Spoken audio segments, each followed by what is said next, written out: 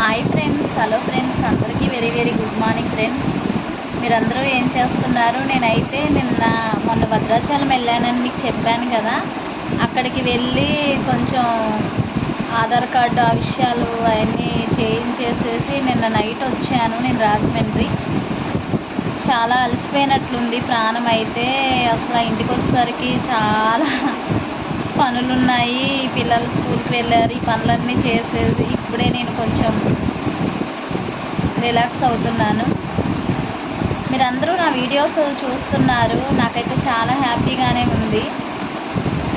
నేను ఇంకా చాలా మీకు విషయాలు బోల్డ్ చెప్పాలని అనుకుంటాను కానీ ఫ్రెండ్స్, కాకపోతే ఎక్కడ కుదురుతున్నాయి. ఎప్పుడు టెన్షన్స్, ఫ్యామిలీ ప్రాబ్లమ్స్, పిల్లలతో చాలా నేను సఫర్ అవుతున్నాను.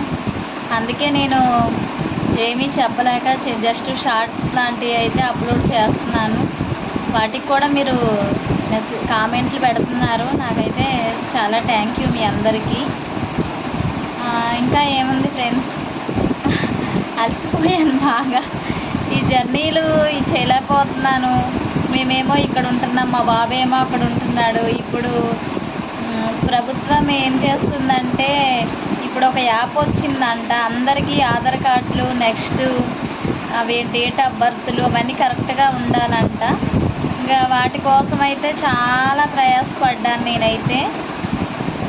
వెళ్ళిన కాడ నుంచి అటు తిరగడం, ఇటు తిరగడము ఇవన్నీ సరిపోయినాయి. నేను రాములవారి గుడికి వెళ్ళి టెంపుల్ చూపిద్దాం అనుకున్నాను కానీ ఇంకా నాకు అసలు ఖాళీ లేదు. అలాంటివి షూట్ చేసి వీడియోలు పెట్టాలంటే దానికి కొంచెం టైం కేటాయించాలి. నాకేమో అంత టైం ఒకటి లేదు. ఇంకా ఏముంది ఫ్రెండ్స్, నాకు ఫేస్బుక్ నుంచి కూడా సబ్స్క్రైబర్స్ అవుతున్నారు. నాకైతే చాలా హ్యాపీగా ఉంది.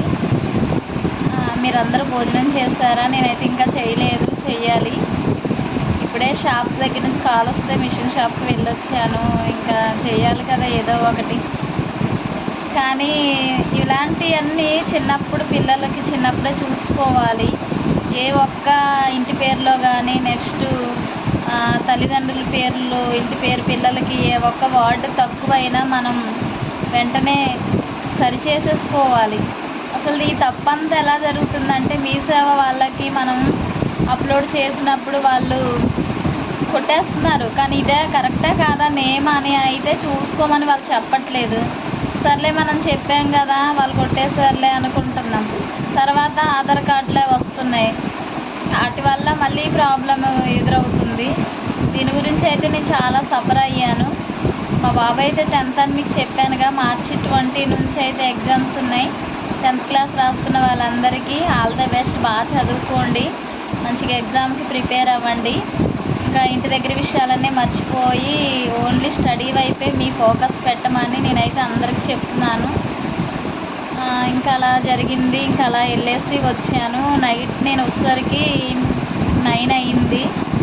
వచ్చి అలా అలసిపోయాను ఫ్రెండ్స్. ఇంకా ఏముంది ఫ్రెండ్స్, నా వీడియోస్ అందరూ మీరు చూస్తున్నారు. నా వీడియోస్ మీకు నచ్చినట్లయితే లైక్ చేయండి, షేర్ చేయండి, కామెంట్ చేయండి. Okay friends, bye friends.